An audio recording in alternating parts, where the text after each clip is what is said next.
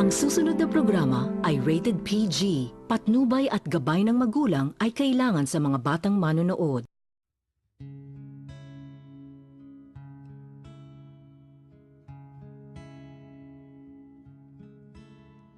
Our hero claims a warrior's heart. I tell you, the dragonborn comes with a voice wielding power of the ancient Lord Heart. Believe, the dragonborn comes. Millions of children in the Philippines are forced to work at young ages. Child labor is one of the Philippines' most urgent problems and stems from a range of social factors. Unless something is done, the issue of child labor will continue to affect the lives of many families across the country. For the darkness has passed and the legend yet grows. You'll know the dragonborns come. As with many threats to children's development and well-being, poverty is a root cause of child labor. Families struggle to make ends meet and face hard decisions when it comes to sending their children to work. Without immediate action, the problem will continue to grow.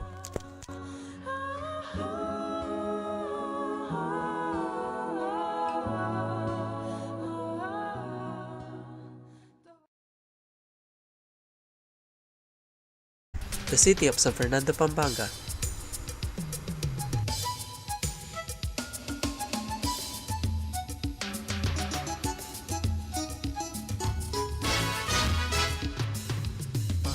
Lagning aldo, arapan mengke kang bie. Dumiman kat makanta, pasalamat king mimye. Pampanga, Pampanga, the center of Central Luzon.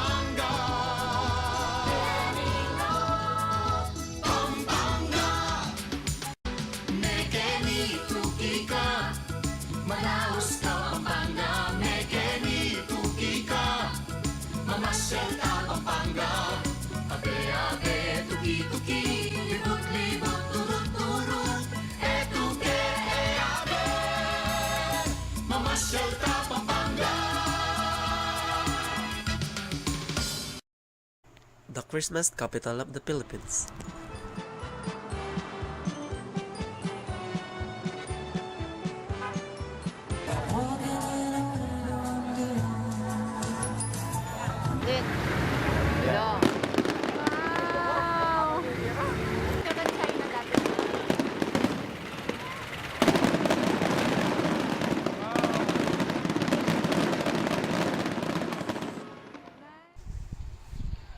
And the home of all the Kapampangans.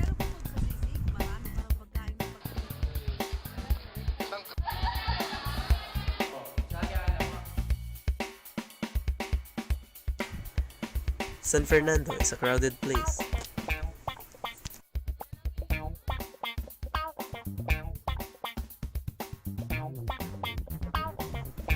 There are students, shoppers, vendors,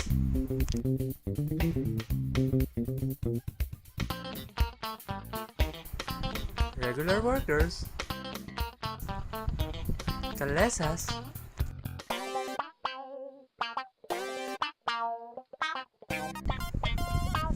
and of course, the young workers or child laborers.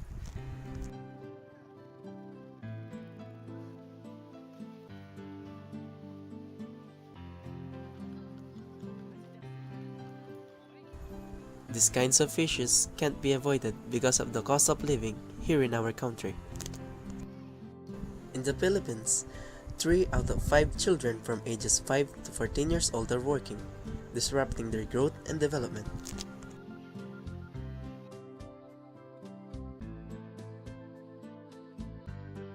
As we walk through the market, we notice these 2 young laborers named Ronnie and Rika. They sell sampaguita flowers at the front of cathedral. Ronnie is 13 years old and Rika is only 11. They are lucky because they are still going to school despite of their financial status. They sell sampaguita flowers in front of the cathedral on Saturday and Sundays. Until one day, they have been prohibited to sell sampaguita at the cathedral. So they need to look for another places to sell their flowers.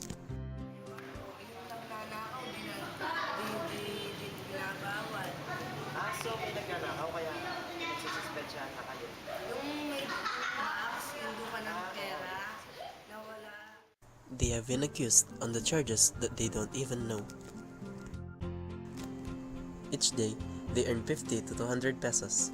Sometimes, a security officer confiscates their flowers. When that happens, they have to beg for money to pay the sampaguita that have been confiscated.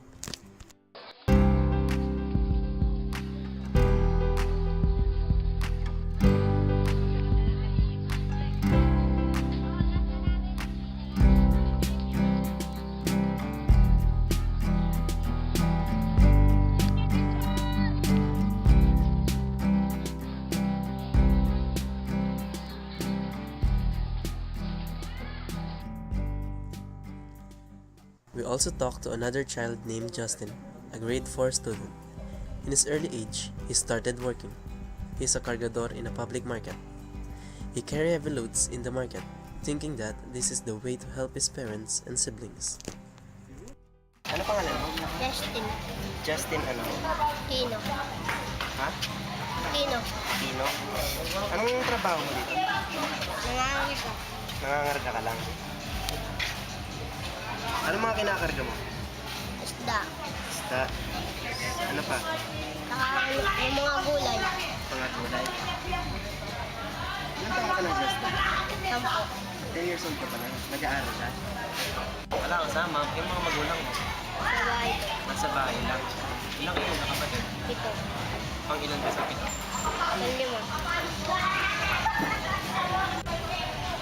Nagtatrabaho mo ako mo. May mga kuya ka ba? Kasi nga nagtatrabaho. yung isa, Anong trabaho ng kuya mo? yung namimikura, Ano yung o sila mama sa kapapa mo ano trabaho? carpentero. Si mama, I also noticed that his height does not match on his age. Maybe this is due to his early labor and lack of proper nutrients and nutrition that his body needs. He go by himself walking from San Pedro Cotud to San Fernando Market. dito. Pero pupunta ka dito mag-isa sa palengke mula ko doon hanggang dito. Hindi ka natatakot. Para mag-isa. Wala kang sama. Yung mga magulang mo. Sabay, Nasa bahay lang. Ilang iyong kakapatid? 7, Pang ilan ka sa pito? He goes from 6 a.m. until 7 p.m. every Saturday and Sunday, while on weekdays, he starts working after school until dusk. Magkano ang kita mo sa isang buhatan pag nagbuhat ka? 20, 20 sa isa. Saan napupunta yung 20 na yan? Sa lahat yan. Anong iuwi mo lahat ng kita mo? Wala kang binibigyan na ito. binibigay ko lang po kay mama. Kay mama mo lang. Tapos pag nakakailang yung kita mo paano? Ay, 70, 70 sa isang araw. Yung pinakamababa mong kita magkano? 40. 40. Nagkakasya na sa inyo. Based on what he had said, I thought to myself, how about his food? How can he survive on the streets without eating? And if he bought some food, how much money does he bring home? Then I realized this money is not enough to supply all their needs.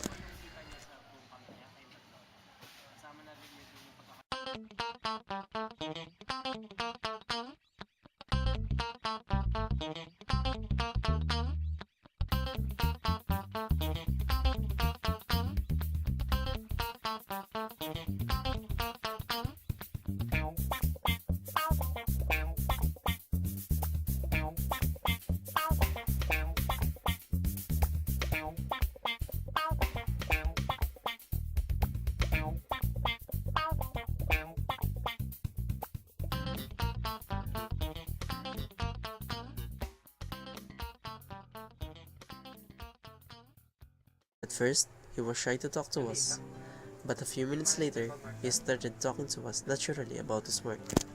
Ano mga trabaho mo bukod sa pagbebenta ng plastic sa ano? Bubuhat lang ng Ah, mga isda. tapos, Ay, mga timba. timba. Ano yung mga laman ng timba na yun? Isda. Isda rin. Tapos babayaran kayo pagkatapos yung buhatin. Mga Ano? gulay. Mga ilang ka? 5 buwan. Nakaano ako, 100. 100 yan. Yun yung pinakamataas mong ano kahapon. Buti mataas yung kita mo kahapon. Kasi nangangarga ako. Ano ba, pinipili ba kayo o kayo yung lumalapit sa kanila? Malapit na.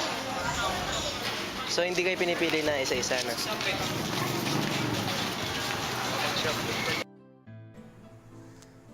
Every day, he does the same thing with his friends at the market. They keep on walking and walking, looking for customers.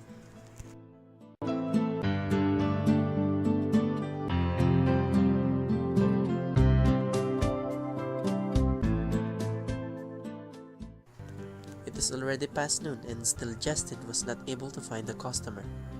Even though I know he is hungry, he still managed to play with his friends. This is a proof of their innocence.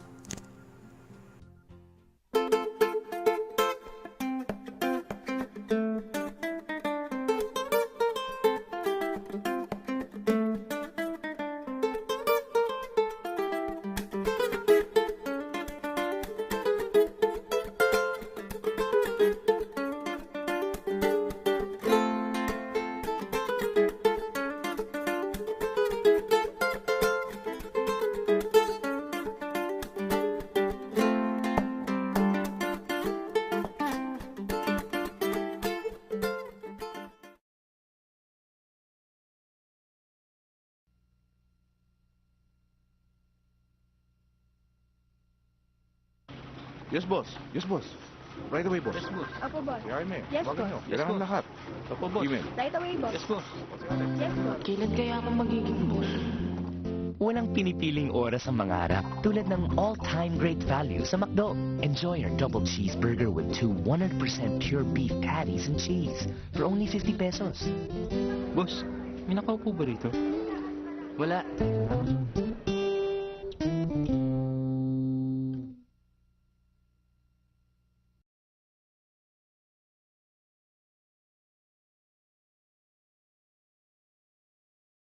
Iyan po humigi ang Mayor King Pampanga.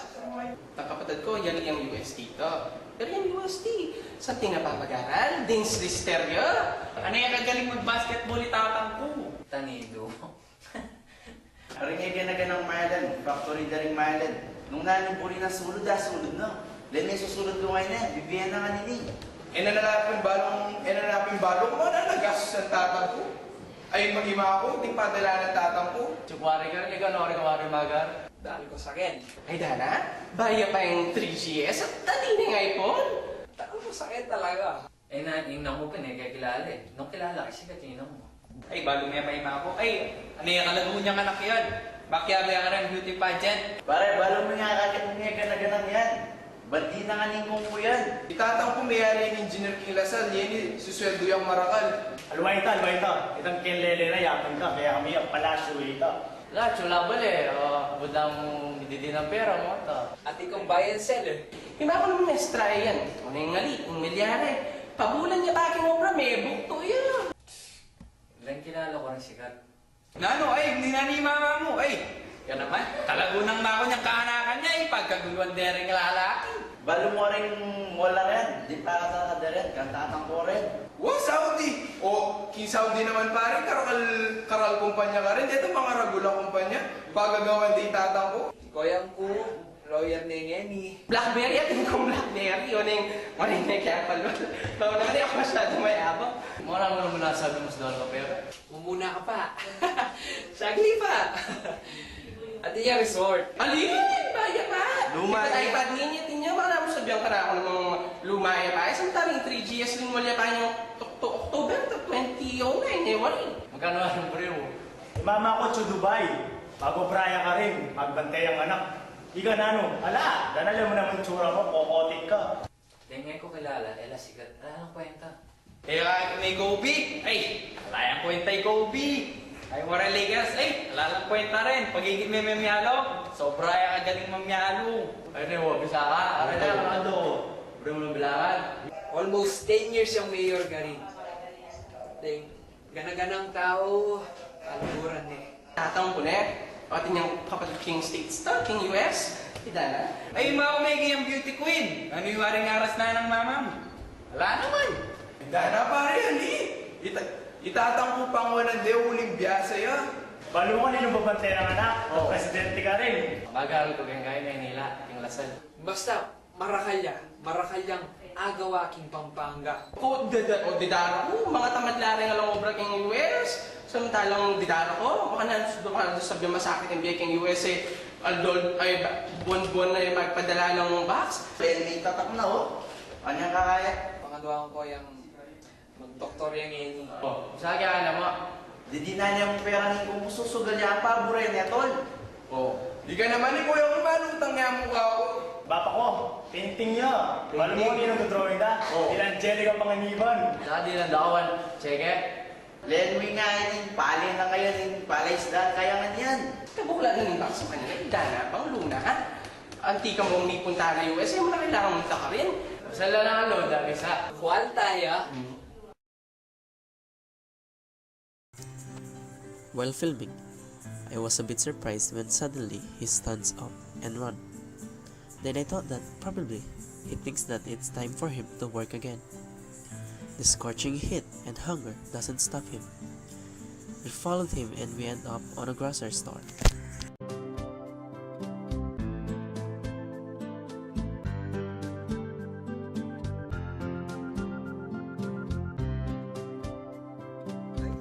Here, he offers to carry the grocery items of the outgoing buyers at the mart. Over the course of his waiting, no one accepted his offer, but you can still see in his eyes that there's hope. Still, he continued to wait, but in the end, he failed.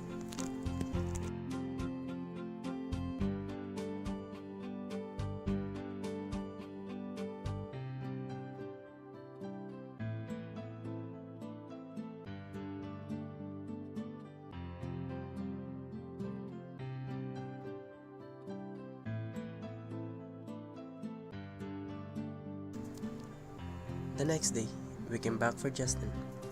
Unfortunately, we didn't reach him. We convinced his friends to take us to Justin. We searched for him for hours, but we didn't succeed on finding him. While walking, his friends shared something on us involving Justin. And there we find out that sometimes Justin also begs for money to buy food.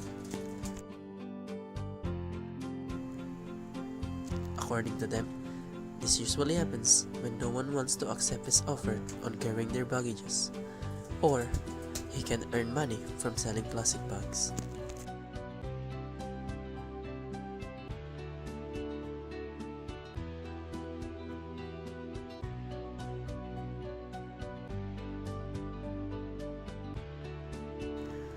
The following day, we came back to see Justin, and there we saw him busy selling plastic bags together with his siblings, his younger sister and his older brother JP.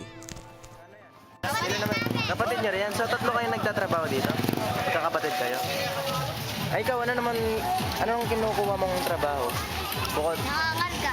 Nangangarga ka? Anong kinakarga mong Dala-dala ng matatanda. sa mga pinamili, ganun? Nakakamagkano ka naman sa isang araw? Siya po. Ha? 60? Sa pinakamababa nakita mo sa isang araw, magkano? JP is also a cargador like Justin, and according to him, this is what they do every day after school. While he is carrying things like fish and baggage, his younger siblings will do the easy jobs such as selling plastic bags. On our long walking circles inside the market, there I felt the fatigue and pain on my feet, and instead of asking them to stop, I just endured the pain thinking about these children, doing such tiring works every day just to ease the hunger on their empty stomachs. and on their early age, they are helping their parents on supporting their families. And I can't avoid comparing my situations to them.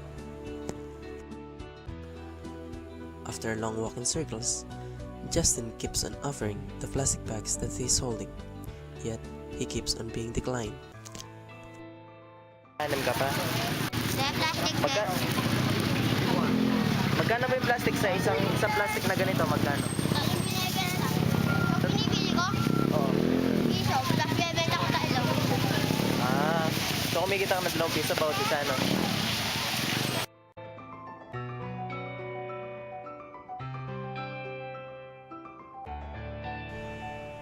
Then at last, there is this one lady who bought the bag for Justin. According to Justin, this is his everyday routine on the market.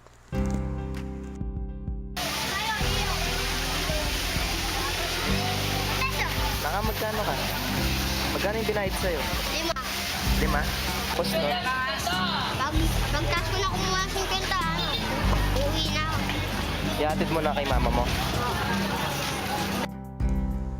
While on the market, other vendors ask them a favor.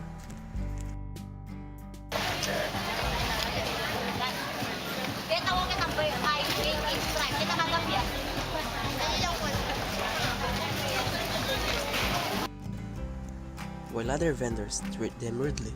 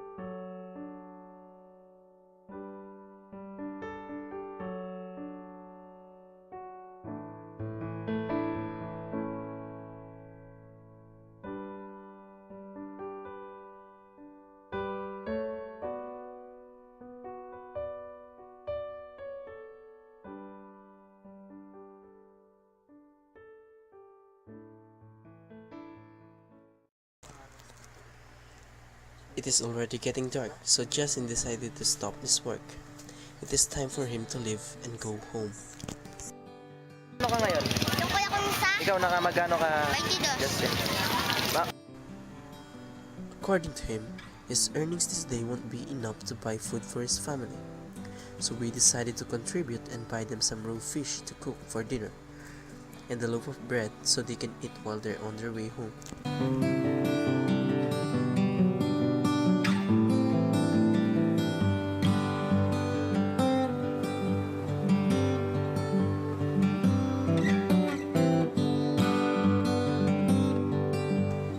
In the past few days that we were associated with Justin, we met many children, and there we witnessed the causes of poverty to them.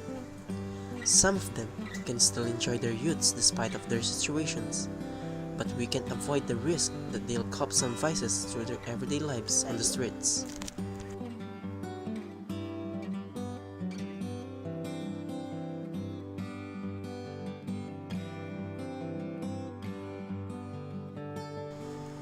This is the cause of poverty on our youths. Dr. Rizal once said, "The youth is the hope of our future." But how can this happen if in their early age they had experienced the severity and difficulty of life?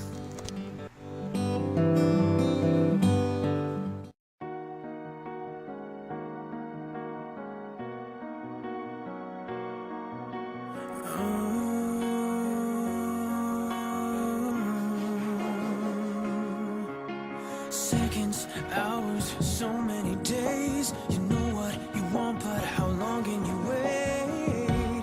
Every moment lasts forever.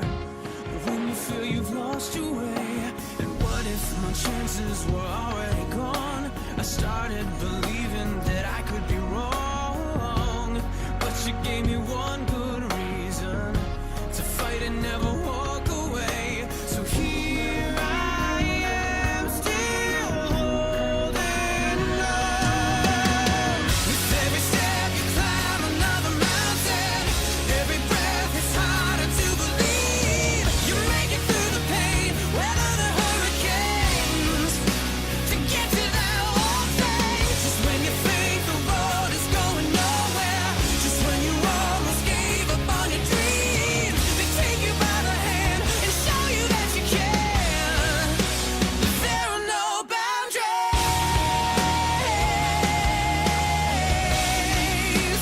There are no boundaries.